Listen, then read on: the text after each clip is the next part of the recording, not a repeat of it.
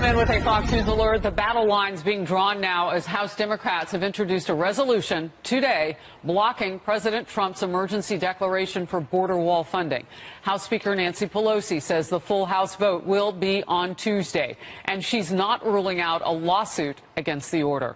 Meanwhile, Wisconsin Congressman Mike Gallagher is becoming the first Republican House member to break with the president, telling a local NBC affiliate, quote, "I think the president is right to emphasize the need for border security. I voted for the $5.7 billion. The problem is the president came to Congress asking for something Congress said no. Our system does not then allow the president to say, okay, I'm just going to go do it anyway through some sort of cheat code," end quote. Meanwhile, top Senate Democrat Chuck Schumer is trying to drum up support for a similar resolution he plans to introduce in the GOP-led chamber, where it would face an uncertain future. GOP Senator Susan Collins says she will vote to block the president's declaration. And the Hill has identified 9 other Republicans as potential flippers and voting against the president's declaration. All this setting up a fight that could lead to the president's first ever veto. And that is because, Brian, I don't think any of it gives them a veto-proof majority. Boy. No, they're not going to have a veto-proof majority in the Senate. I do think, though, when I look at the House talking about this resolution, wanting to take back power that's rightfully Congress's, I say, where have you been on that for decades? Yes. You've been giving the executive power for decades to run everything. And by the way, Democrats in the House, you're talking about doing more of that with the Green New Deal. So now you want these constitutional checks and balances? Give me a break. I agree there's an issue there. You're just not the ones who should be making it. No, I thought the exact same thing. I thought, yeah, go ahead and take back your power. And why don't you do some work while you're at it? Because in the past, you have voted in favor of $9 billion in barriers. Now, all of a sudden, you don't want to fund any of it. You're not for one single dollar. And before that, why don't they go ahead and fix the immigration system? I mean, I think all Americans can agree on whatever fault you see with it where it is, that it needs fixing, and they're the ones that haven't done the legislative work in order to fix that. So, yes, take back the power and get to work. Yeah. That is a magic 4-letter word. Work. Work it. Work it out. I think Democrats are actually setting themselves up for a problem here, because you've heard with the president's national emergency declaration, Democrats say, well, then we're going to be able to declare a national emergency on climate change and gun control and all these things. But they're about to go on record saying that the president can't or shouldn't do it and take back the power. So in the future, if a Democrat president decides to do something like this, they've already put themselves on record on a House and Senate vote saying that this is something that the president should be doing in the first place. And the thing is to Melissa's point, and we talked about this yesterday as well, you know, the president, even when it gets to his desk as a veto, he's still not going to have any kind of real legislation to sign when it comes to solving the problem of border security. And he can still look at Congress and go, oh, that's great. I'm glad that you've condemned my national emergency. What are you doing about thousands of people flowing over the border every single week? So, Jessica, before I come to you, let's watch Republican Congressman Nunes reacting to House Democrats' push to block the president's national emergency declaration. I don't think I would make much of it. This is just more politics. It's going to be interesting to see if the Democrats actually put the votes on the board. I have a funny feeling that they won't get all of Democrats to vote for it. There'll be a lot who actually do want border security in this country, and you'll get virtually no Republicans. Jessica? Well, Devin Nunes isn't one of our top advisors, and I would say that he's not going to be hired from that soundbite because Democrats will vote against this. The difference between this national emergency declaration and what might come in the past or what has been before is how the cash is being appropriated. President Trump wants to take money from other areas, and I think that if the Democrats were to make a case about climate change or gun violence, they would have better statistics to back that up. The president also, and we all caught it when he was giving that emergency declaration press conference, said, I didn't need to do this. But he admitted in the preamble that it was unnecessary, and he's had over 2 years to do this, and he didn't move on it. So the Democrats have a very strong case here. That's what, is it 16 states that are already suing him about it? There are 16 so far. And they're using his language against him, and for good reason. Brian, first of all, let's just step back, because we haven't really spent much time on what the president said, and those words are still hanging in the air like a thought balloon. What's your thought on it? Well, look, I think it's funny that we're sitting here parsing the president's words so closely and somehow assuming that that's what this thing tips on. The issue tips on, exactly to your point earlier, has anybody in Congress done the work needed to get something done on immigration? And the answer is no. And when you look at Why this didn't Republicans get it done? Because and don't talk to me about a 60 vote majority. I just mean putting something up that they would even put to the floor. You know what I'm trying to say. Well, they didn't get it done last spring because there were midterm elections coming, and Republicans didn't want to take tough votes and fight out a wall with an election coming. And then they lost the election anyway and put the president in a very difficult spot in December before the House was turned over to Democrats. And Republicans for decades have also been responsible for this ongoing crisis at the border. It's not just Trump. It's not just Obama. It's not just George W. Bush. It's been going on for a very long time. And here's a president trying to stop the new crisis with Central Americans, and he doesn't seem to be getting any support. So Republicans have a lot of responsibility here, but the reason they didn't get it done over the first 2 years is because they didn't want to take the political risk with the midterm elections. And it takes two to tango here as well. And the fact is they've not had a partner in this. They've not played the ball the right way, but Democrats haven't been a partner in this. Yeah, they're open borders. And so as a result, you get nothing done. And so the president looks at that and says, this is an emergency. Congress, you gave me the ability to declare this national emergency. I'm going to do it, and let's see what happens. That's action. The facts don't bear it out. In the meantime, one of President Trump's most vocal critics, Democratic Congressman Adam Schiff, penning an open letter in the Washington Post yesterday urging his Republican colleagues to go public with private concerns they might have with the president, especially his national emergency declaration to build the wall. Writing, quote, "When the president attacked the independence of the Justice Department by intervening in a case in which he is implicated, you did not speak out. When he attacked the press as an enemy of the people, you again were silent. And now he comes for Congress, seeking to strip it of its greatest power, that of the purse, and you have chosen to keep your misgivings and your rising alarm private. That must end. You must speak out." Katie, I love this. Your rising alarm private.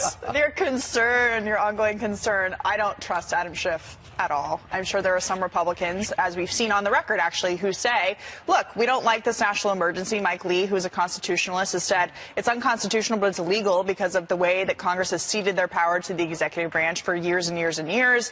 There are Republicans who are publicly saying, look, we don't like the way that the executive branch has been abused. But for Adam Schiff to think that Republicans on Capitol Hill are going to be allies with him after everything that he has done and plans to do, I think that he's hoping for a little too much. Jessica, I always think it's rich when they say, you know, in private, they've bemoaned his lack of decency, character, and integrity. These are politicians. Right. You know what I mean? It just sort of, I don't think of them as leaders in character and integrity. Oh, that's sad. But it's true. I mean... Well, the American public agrees, even if they do think that Donald Trump's character is a little bit worse necessarily than your average politician, but millions of people went to the polls in 2016 and said, I don't care about his character, I don't care how he treats his wives or women or whatever it is, but I like conservative justice on the Supreme Court and I want a tax cut. And these people have gotten, Republicans in Congress have largely gotten an agenda in line with Republican priorities. The national emergency is a bit of an outlier there, but the idea that Adam Schiff is going to be getting them to come out of the wings on this one is rich. But Senate Republicans, I think, are doing their job here. We already have 9 that are saying we're not going for this, which is going to halt it in its tracks. And Brian? There have been a ton of cases where Republicans have come out and said, I don't like what the president's doing, number one. So this is factually incorrect. But number 2, this is the common strategy that Schiff and others like to use. Oh, beneath the surface, there's all sorts of rancor, there's all sorts of discord, and it's just ready to pop, and man, is it going to be ugly. He's done that for years now, and he's doing it again, assuming that Republicans aren't on board by and large with the president. I don't think the strategy works, but he sticks with it, and it's clearly something that he's doing repeatedly. It's also interesting because, you know, as he says, there's all this grumbling behind the scenes. Maybe there is, because this president is about upsetting the status quo and the swamp and the entrenched interests, and Republicans are just as guilty as Democrats as being part of the swamp and part of the establishment and the entrenched interests that he was set to upset, right? You know, we mentioned earlier that Nancy Pelosi is moving the case for this. It's the big full vote's going to happen on Tuesday. We learned that from a short presser a time ago, and here's what else she said. The promise was Mexico. was going to pay for it. Declaring a national emergency to honor an applause line is dishonoring the Constitution. Quote, he is dishonoring the office in which he serves, end quote. Brian? Look, he's got a problem. We've got a problem as a country. He's taking the step available to him to do it. Whether it ends up being constitutional is a question that we will deal with. But I just think it's rich. Nancy Pelosi here leveling this claim and Adam Schiff leveling it. By the way, who was not supposed to be Speaker of the House? Nancy Pelosi was not supposed to be Speaker of the House because Democrats, the disgruntled Democrats, were supposed to rise up and find new leadership. Where are those hidden voices rising up to make a change? They got on the forehead with that virtual gavel we were promised a wave. No, what we got was a whimper. In conservative media, you were promised that. You got a huge wave, actually, and now we have a new election in North Carolina because the Republican did ballot tampering and all that jazz. So it was absolutely a wave. If you look at the historical trends, it's bigger than what past presidents had gotten, and Nancy Pelosi is the right person to be leading, and that's why 5 or 6 of those that did dissent against her are now on board with her. She's leading because she's very good at We gotta go. down. You're yelling at me. President Trump says he is declaring a national emergency to build a border wall because of what he calls an invasion from the South. The president made that declaration official this morning. The president conceding he will be sued, but is predicting success eventually. Chief White House correspondent John Roberts has the story tonight from the North Lawn. Good evening, John. Brett, good evening to you. White House officials tell Fox News that attorneys spent weeks going through all of the ins and outs of an emergency declaration to make sure that the president would be on solid ground today. Still, he stirred up a hornet's nest. With a stroke of his executive pen, President Trump today invited what may be the biggest challenge to his executive power yet. We're talking about an invasion of our country with drugs, with human traffickers, with all types of criminals and gangs. In total, President Trump is looking at $8 billion to build his border wall, $1.37 billion from the DHS appropriation, $601 million from the Treasury Department's forfeiture fund, $2.5 billion from the Pentagon's drug interdiction program, including $2.2 billion that will be reprogrammed from other areas of the Pentagon, and $3.6 billion from the military construction budget.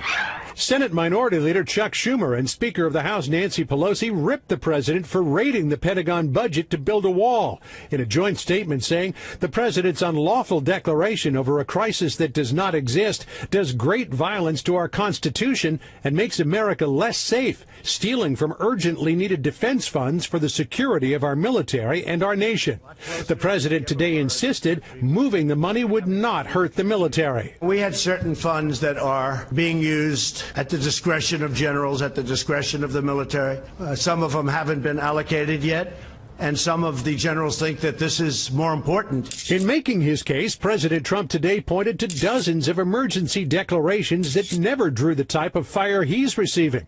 But those declarations weren't used as a way to go around Congress on appropriations.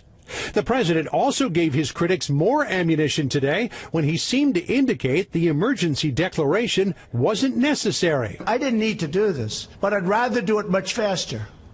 And I don't have to do it for the election. I've already done a lot of wall. Socialist firebrand Congresswoman Alexandria Ocasio-Cortez said she'd introduce legislation to block the president, tweeting, "Joaquin Castro, Texas, and I aren't going to let the president declare a fake national emergency without a fight." A congressional fight may be the least of the president's worries. White House officials, even the president, openly acknowledge their attempt to reprogram military money will land them in court. They will sue us in the Ninth Circuit, even though it shouldn't be there, and we will possibly get a bad ruling, and then we'll get another bad ruling, and then we'll end up in the Supreme Court, and hopefully we'll get a fair shake, and we'll win in the Supreme Court. The words had barely escaped the president's lips when the ACLU announced that it would sue the president. And Democrats on the House Democrats in the House Judiciary Committee, today sent a letter to the White House saying that they wanted to investigate the president's emergency declaration and asked the White House to make officials from both here and the Department of Justice available for the hearings. Brett? More on this with the panel. John Roberts, live on the North Lawn. John, thanks.